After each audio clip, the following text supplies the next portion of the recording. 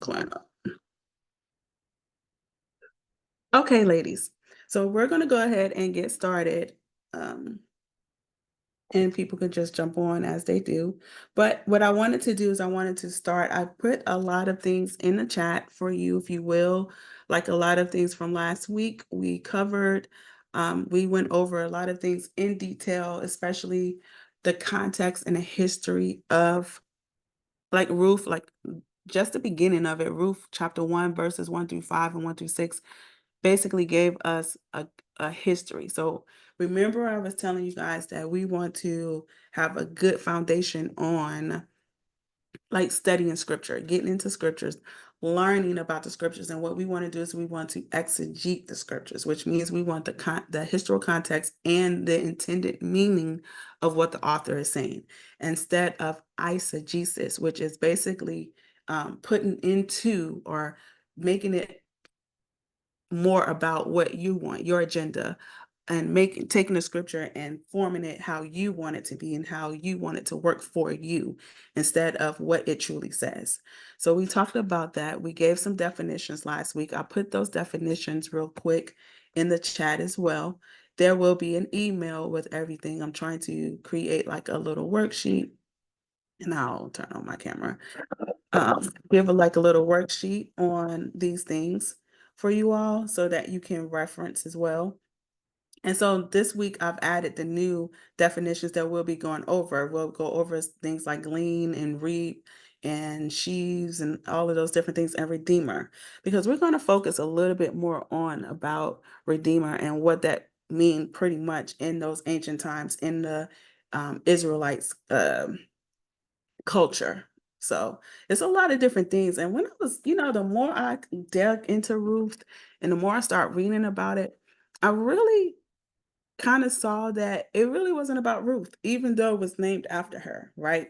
So just real quick to give you like a grand overview about the history. Remember, I had said that or suggested that whenever you're studying scripture, you want to do basically whatever chapter you're studying, you want to do 3 chapters previous and you want to do 3 chapters after so that you get the full context of what that chapter is about and what it is saying. If you are studying the scriptures, you want to do like 5-1-5, meaning you want to do the 5 scriptures previous to the scripture you're on, and then 5 scriptures after that scripture you're on. So you want to do 3 chapters ahead, 3 chapters after, or you want to do 5 scriptures before that scripture and then the 5 scriptures after. Because again, what you want to do is you want to get the whole context of what you're reading. So last week I got into the history of Ruth, because if you turn and look at chapter 1 in Ruth, it basically start off with Elimelech bringing their family over to the country of Moab because of a famine. Now, the previous chapters before Ruth is Judges. So all of the judges are recorded in the book of Judges, plus the first 12 chapters of First Samuel, right? So in Judges, and I believe it ends Judges 21, verse 25, I believe that's the last chapter. It basically says, and everyone did what was right in their own eyes. So those 3 chapters prior to Ruth was basically an inner conflict, an inner civil war between the Israelites and the Benjaminites, basically because the Benjaminites was harboring or they wouldn't give up the perpetrators who basically raped and murdered their brother's concubine. And so the Levites basically came, cut up the woman in 12 pieces and sent it to each tribe in Israel. And it just started this whole war between them. So that's basically what I was telling you guys. It's like it was a whole civil war between them. The Israelites sought the Lord, asked him if they should pursue. He told them to pursue. And literally they lost the first 2 times. The Benjamites beat them, even though the Lord gave them permission to go ahead and do that. So on 3rd time, the Lord gave them the victory, and to the point they almost eradicated the Benjamites. And so they whipped them so bad, they went off into the wilderness, and it was like 600 left of them, right? So the Israelites felt really bad, and they start to have compassion for them. So it's like, what are we going to do? Because we swore to the Lord on the oath that we would not give them our daughters. So basically what they did is the elders devised this plan, got them wives. And again, you guys, you can go to the last week session and you could just hear about that history. But that's kind of what happened. And then we got into Ruth, who basically said it was a famine. Now, it didn't say why that famine happened, how it happened, but Elimelech brought his wife Naomi and his two sons, Chilion and Milan, into this neighboring country of from Bethlehem. Now, mind you, Bethlehem is his home country. They're from the tribe of Judah, right? So they come to this neighboring country because there's a famine. And we talked about these names. So Bethlehem name in Hebrew means house of bread. And it's so to me ironic that there's famine in Bethlehem when the whole name means house of bread, right?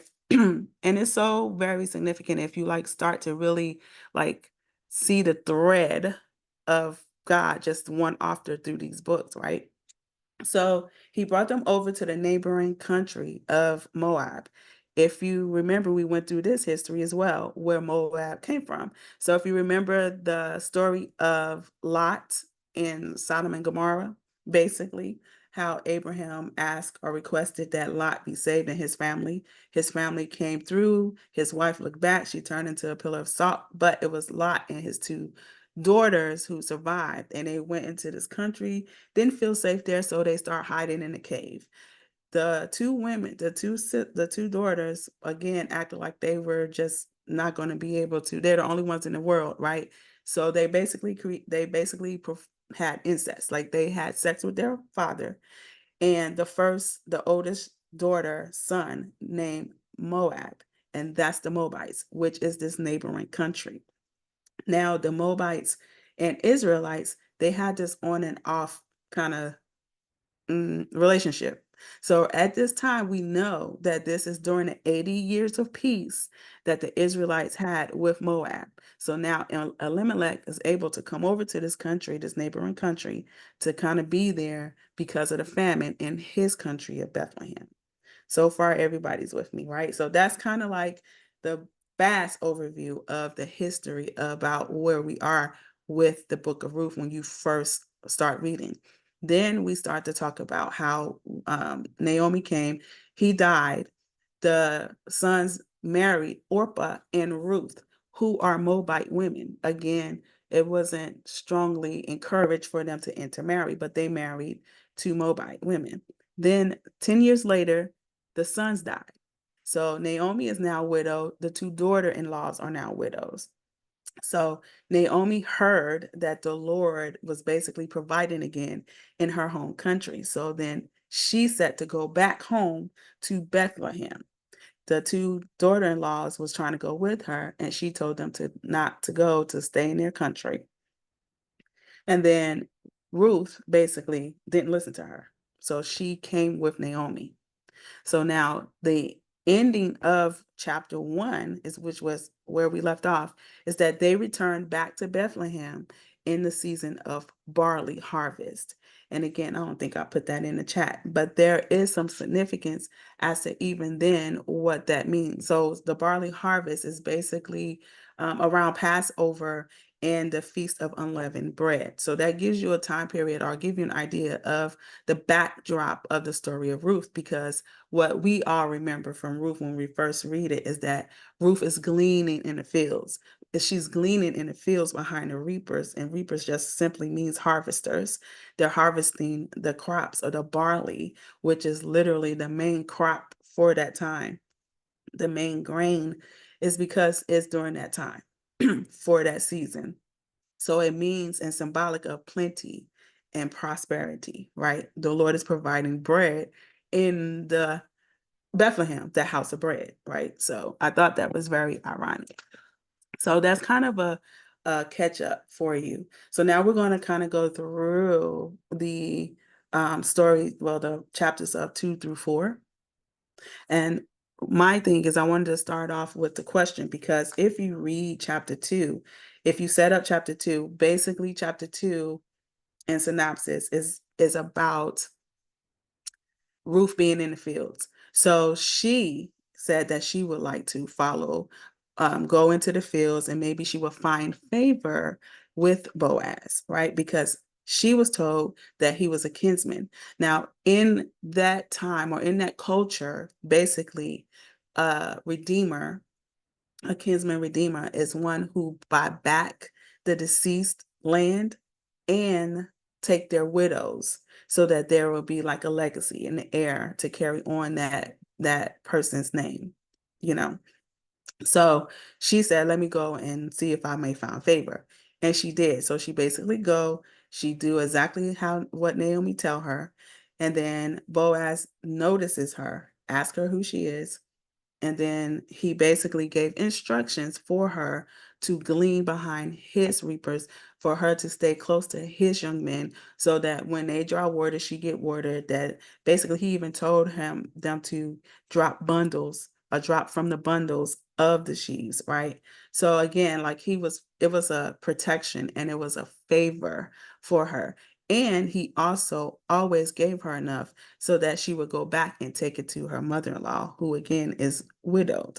So it's very in that time for culture to take care of the widow. And we talked about last week how that most times if a widow didn't have an heir, then it would be hard for her to survive because she doesn't have anyone to go out and provide for her. So that's, to me, where this context is coming from. The backdrop is them having her go out in the field. She's gleaning behind the reapers. And then she gleans this whole season for the barley and harvest season. Okay. So that's really the synopsis of chapter 2. So then if we go into chapter 3, Naomi gives her these instructions to basically, in this time, basically ask to be, it's almost like a marriage proposal. Not a marriage proposal, but almost like that. So she basically give her instructions to go in to the threshing floor. Now, in this time of the threshing floor is basically out in the open, it's public, and it's high up, because when they thresh or winnow the barley or whatever, the grain, it's basically them beating it so that the wind can kind of like separate the heavier grain from the lighter grain. And if you remember, Jesus actually do a parable about that, the separation between basically the righteous and the wicked, when he said to basically bundle them up and then throw them into the fire. That's basically what he's talking about. So she was telling her, or giving her instructions, to go to the place where he was, not to make herself known until after he eat and drink, and wait to see where he go lay down.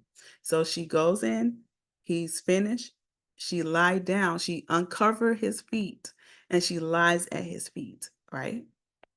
And then, so that's also symbolic, which we'll get into. So again, I'm just trying to give you like a synopsis in case you didn't have the opportunity to read the text, okay? And then, of course, chapter 4 is what we call she's redeemed. So basically, he goes to the gate of the city because there's a kinsman closer than he, right? So he basically told her that she was a virtuous woman. Everyone in town know that she's a virtuous woman, and he will do what she requested of him, which is basically to redeem her, to marry her, okay, and carry on the deceased name. So he goes up the next morning. This is chapter 4. He goes up the next morning and he talks to the person that's the closer kin. And that person does not want to redeem her. So then they go through the whole cultural thing to make sure that it is witnessed that he does not want to redeem her, and that Boaz will be the one to redeem her. And so then they get married, and then it talks about God basically giving her, allowing her to conceive the son, basically Obed, which is Jesse's father, which then Jesse is David's father. And that's literally how she is now in the lineage of Jesus. So any questions about what I just said? I know that was really fast in like 15 minutes, but that's pretty much the backdrop from last week until this week, and so that we can cover the questions and get through, just talking about it and how it relates to us and what do you glean from this story. Because as I dug into it, I really honestly saw that the story was not about Ruth. It was really about Naomi to me. And I want to know to you what stands out. So now I'm going to kind of be quiet and open up for questions. Do you guys have any questions? Not yet. Okay. So I want to read chapter 2, right? So that you guys can see that I am not lying, right? Got to check behind the people these days. So I'm going to read the New King James Version part. So Ruth 2. There was a relative of Naomi's husband, a man of great wealth of the family of Elimelech. His name was Boaz. So Ruth the Moabitess said to Naomi, "Please let me go to the field and glean heads of grain after him, in whose sight I may find favor." And she said to her, "Go, my daughter." Then she left and went and gleaned in the field after the reapers. And she happened to come to the part of the field belonging to Boaz, who was of the family of Elimelech. Now behold, Boaz came from Bethlehem and said to the reapers, the harvesters, "The Lord be with you." And they answered him, "The Lord bless you." Then Boaz said to his servant who was in charge of the reapers, "Whose young woman is this?" So the servant who was in charge of the reapers answered and said, "It is the young Moabite woman who came back with Naomi from the country of Moab." And she said, "Please let me glean and gather after the reapers among the sheaves." So she came and has continued from morning until now, though she rested a little in the house. Then Boaz said to Ruth, "You will listen, my daughter, will you not? Do not go to glean in another field, nor go from here, but stay close by my young women. Let your eyes be on the field which they reap, and go after them. Have I not commanded the young men not to touch you? And when you are thirsty, go to the vessels and drink from what the young men have drawn." So she fell on her face, bowed down to the ground, and said to him, "Why have I found favor in your eyes, that you should take notice of me, since I am a foreigner?" And Boaz answered and said to her, "It has been fully reported to me, all that you have done for your mother-in-law since the death of your husband, and how you have left your father and your mother in the land of your birth, and have come to a people whom you did not know before.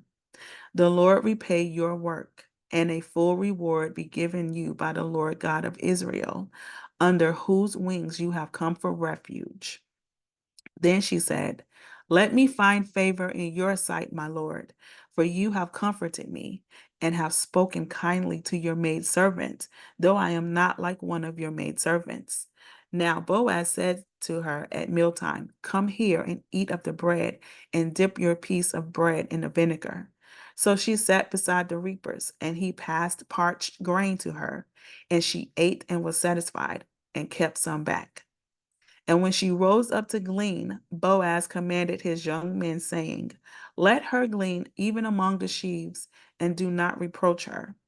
Also, let grain from the bundles fall purposely for her. Leave it, that she may glean, and do not rebuke her."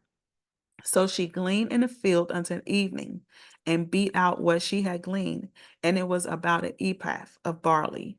And she took it up and went into the city, and her mother-in-law saw what she had gleaned. So she brought out and gave to her what she had kept back after she had been satisfied. And her mother-in-law said to her, "Where have you gleaned today? And where did you work? Blessed be the one who took notice of you." So she told her mother-in-law with whom she had worked and said, "The man's name with whom I work today is Boaz." Then Naomi said to her daughter-in-law, "Blessed be he of the Lord, who has not forsaken his kindness to the living and the dead." And Naomi said to her, "This man is a relation of ours, one of our close relatives." Ruth the Moabitess said, "He also said to me, You shall stay close by my young men until they have finished all my harvest. And Naomi said to Ruth, her daughter-in-law, It is good, my daughter, that you go out with his young women, and that people do not meet you or encounter you in any other field. So she stayed close by the young women of Boaz to glean until the end of barley harvest and wheat harvest. And she dwelt with her mother-in-law, and dwelt means lived. So see, everything I told you was true. She basically gleaned. We set the backdrop of the season. You got a quick overview, if you wasn't here last week, about the history. So you know it's a famine. It came back and now it's not. And now she's basically looking to be redeemed, to be brought back.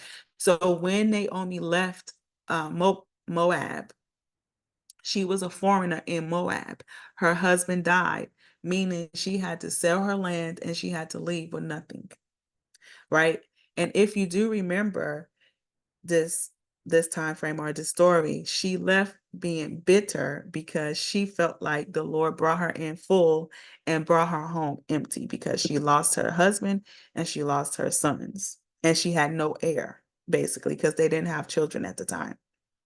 So she really thought the Lord was dealing bitterly with her, right? But what I realized is that she didn't recognize or realize, first of all, Ruth was still with her. Ruth basically was a convert. She literally converted from her people. She left her home, she left her father, and they served other gods. They were not serving God of Israel, right? So she literally left all of that and changed her, who she believed in, her God. She told Naomi that your people will be my people. You leave, I leave. Basically, where you die, I will die.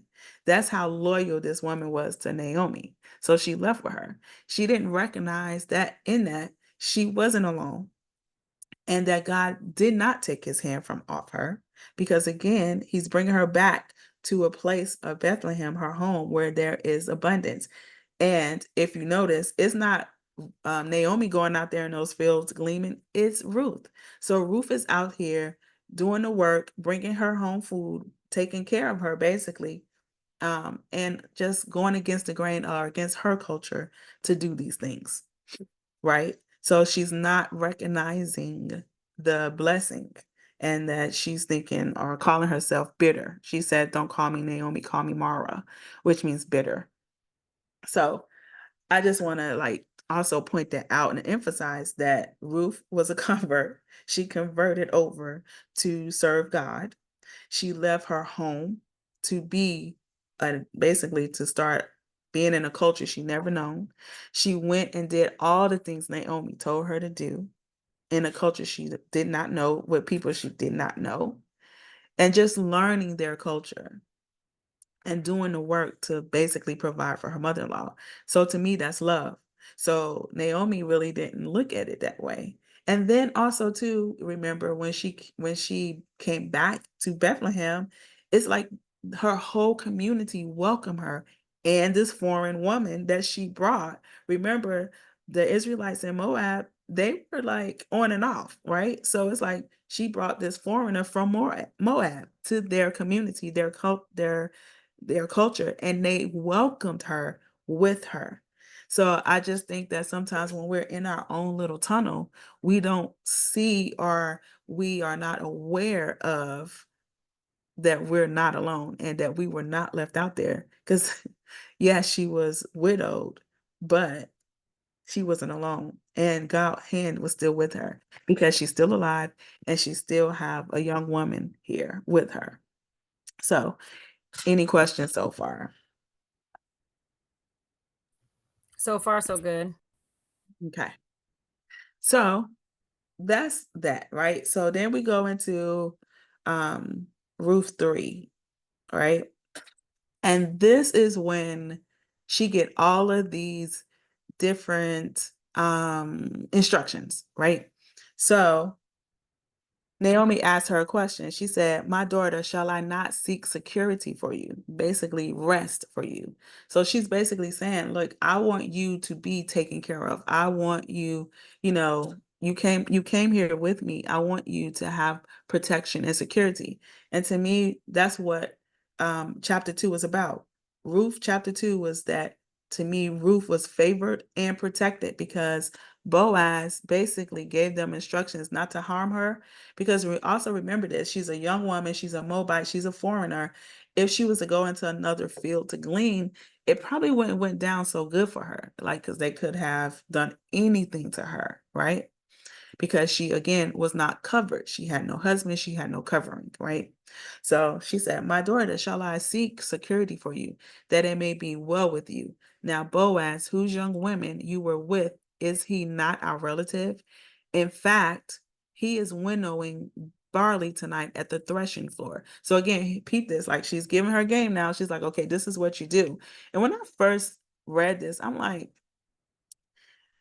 is this what she's supposed to do? And how would she know to tell her this? And again, I would have to remember that this is their culture.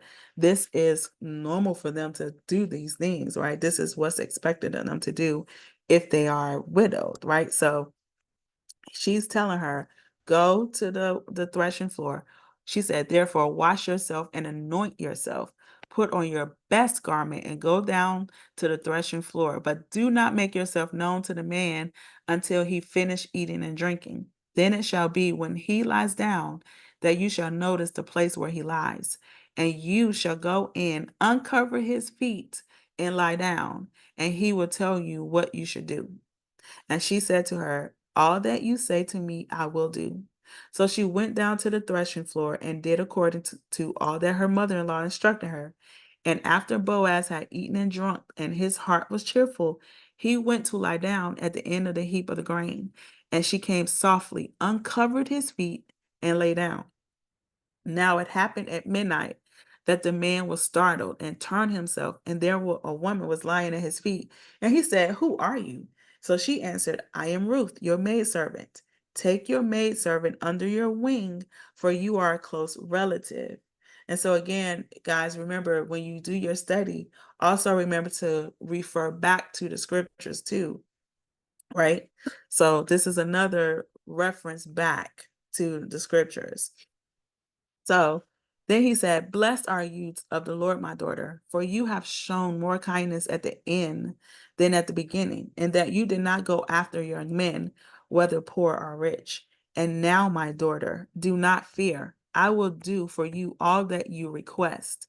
For all the people of my town know that you are a virtuous woman. Now it is true that I am a close relative. However, there is a relative closer than I. Stay this night, and in the morning it shall be that if he will perform the duty of a close relative for you, good, let him do it. But if he does not want to perform the duty for you, then I will perform the duty for you as the Lord lives. Lie down until morning. So she lay at his feet until morning, and she arose before one could recognize another. Then he said, do not let it be known that the woman came to the threshing floor. Also, he said, bring the shawl that is on you and hold it. And when she held it, he measured 6 ephahs of barley and laid it on her. Then she went into the city. So she went, she saw her mother-in-law, and then basically she was like, listen, sit still until you know the matter will turn out, because he will not rest until the matter concluded this day. So again, this is the part to me that is starting to show what redemption looked like.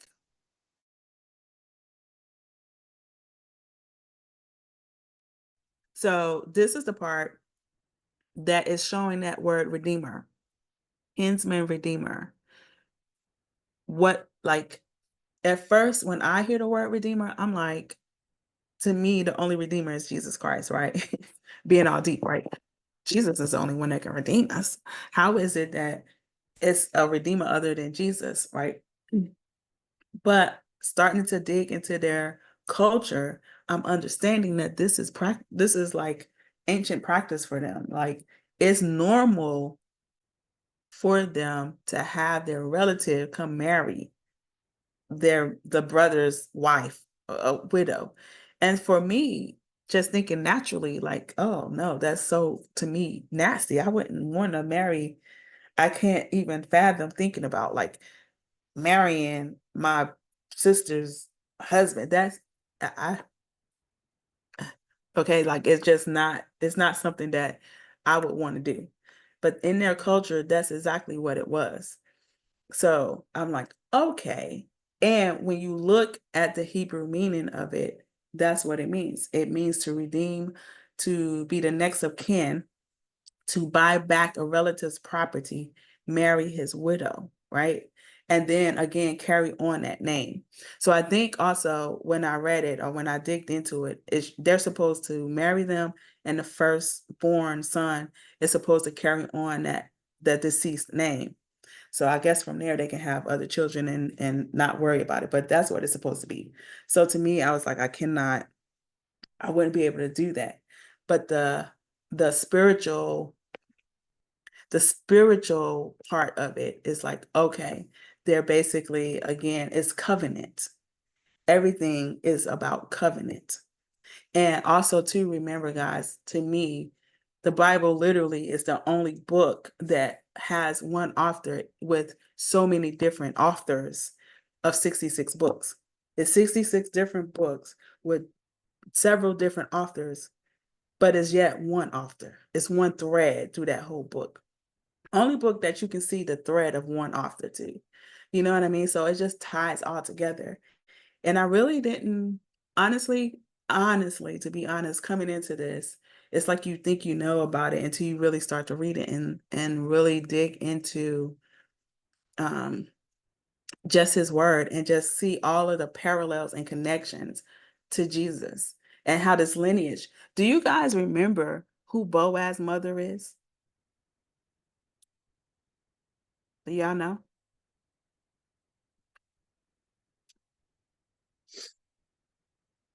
It's Rahab. Do y'all remember Rahab? Yes. That's from the first Women of the Bible study. Rahab was a prostitute that basically helped the spies. And because she helped the spies, she was saved, her and her household, her mom, her brothers, all her household was saved. And now she's in the lineage of Jesus, like Ruth, who's a Moabite. I thought that was so interesting. Boaz's mom is Rahab. And now Ruth and Boaz will have the son Obed, who is the father to Jesse, who is the father to King David. Crazy. One author. This is so amazing to me. So now my question to you guys is, why was Boaz seen as the Redeemer? Now that you know all of this, why was he seen as the Redeemer? How do you see yourself in this story? And last week we talked about the family dynamics because we also went into Genesis 19 through 21 again about Lot and his daughters and the whole ancestral thing. And then we went into Abraham and Abimelech and the covenant that they made. Again, the Philistines, that whole group, again, it was rest and peaceful because of their forefathers, Abraham, Isaac, and Jacob, all of their covenants with these people. And so then you get into these stories and how far away they have gone from these covenants, right? So we start talking about Abraham and Sarah and Hagar having Ishmael, and how Sarah basically got jealous of Hagar's son and basically told Abraham to send them off, you know. And so he didn't really want to do that, but the Lord told him to listen to Sarah. And so we was talking about the dynamics of family and how family dynamics can really play a part. And how the reason why I bring it up is because this story is literally community and family, and how the dynamics of it is crazy to me. How the the husbands die, then they get redeemed by a kinsman, and then they have this heir who now is into the lineage of Jesus. These complex dynamics, family dynamics, and how the community is all for it. The community is all for Naomi. Even though she's been gone for years, when she come back, they're welcoming her. and just on board. And when Ruth had this child, it's like Naomi took the child and laid the child on her lap. So it's like the community is so like happy and elated for Naomi because she's now has this heir. And we're gonna kind of end with that. We're gonna end with that. So yeah, like what are you guys' thoughts? How do you see yourself in this story? How do you see yourself like Naomi, like Ruth? Maybe not like them as far as, you know, in our time, we don't really do that whole kinsman redemption thing. But we definitely know about family dynamics. We definitely know about complex dynamics. Uh just family.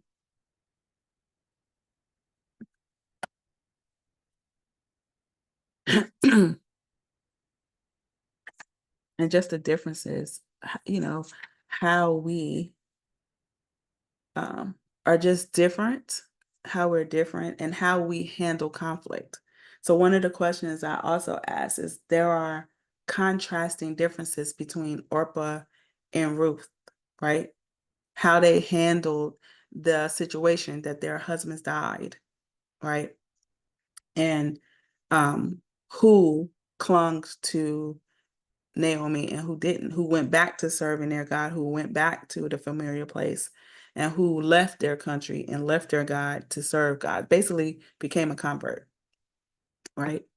And then, like Boaz being a redeemer and how he redeemed. Because when you read chapter 4, it basically explained to you and break it down that he told them that if you take Naomi, then you have to take Ruth as well, and you have to buy back the land in Moab, right? To carry on that name. So, yeah, this is the time now I want to hear from you guys.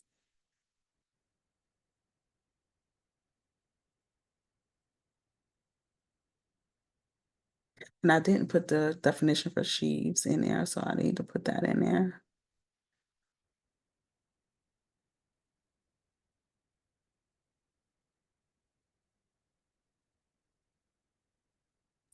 I will say that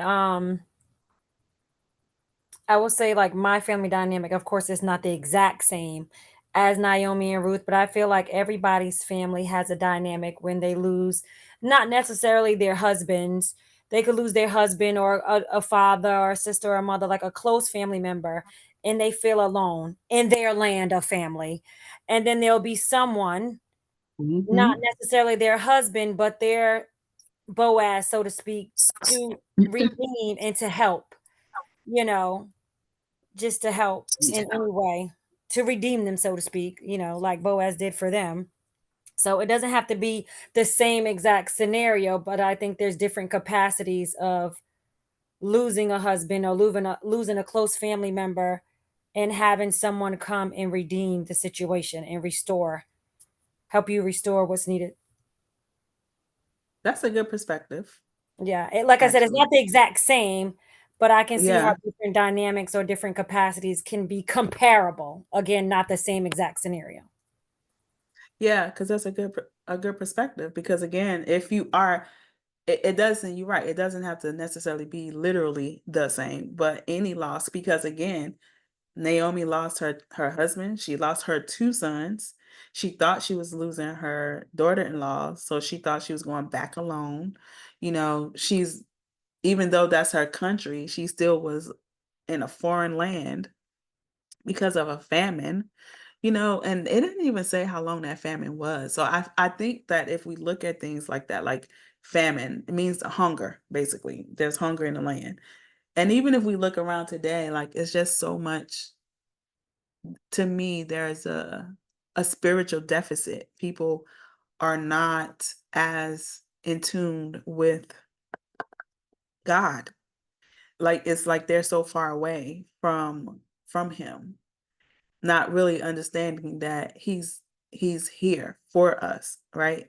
The more we the more we look around, it's we're not by ourselves, even though we feel like we are. And I also think that's too one of the distractions that the enemy want to do or give us. So as I was reading the story, that's exactly what I feel like. I feel like that's us most times how Naomi felt. It's like he brought me here full and then he gonna bring me back here, with nothing. And it's like, but you it's not that you don't have anything.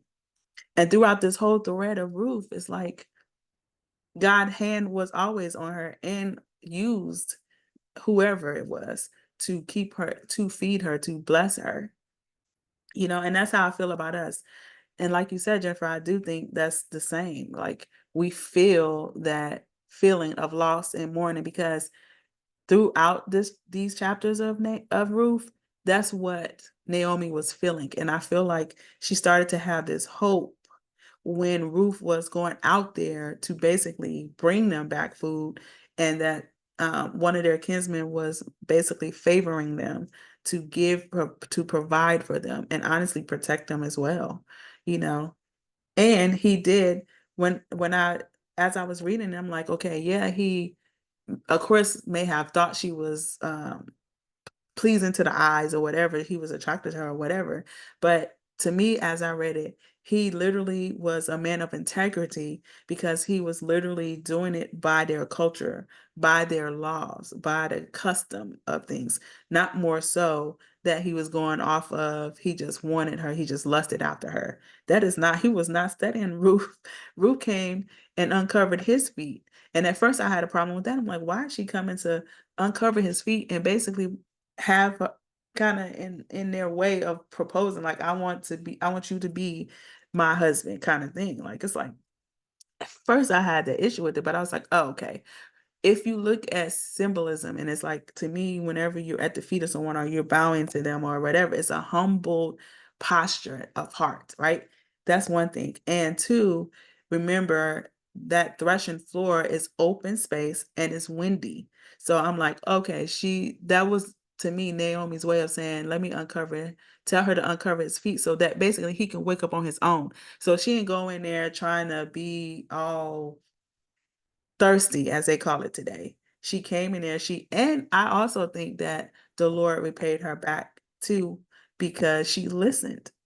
She allowed Naomi to groom her to be picked, to be favored. And then that kind of just drizzled down to Naomi. And I think that's what, to me, as I read it, it brought her um hope again. So when I think of this story now, it's like the words resilience, hope, faith, loyalty, because both was loyalty, and faith is really what stands out more than, and redemption, of course. It just gives me another perspective inside to redemption when I look at it or think about it. So yeah, I don't know what words come up for you guys, but that's what comes up for me. Oh, okay. Getting a little hoarse now, so, and you all are a quiet bunch. So I guess we will end it here. I will stop recording. Hold on. If I can. Oh, here it is. Okay.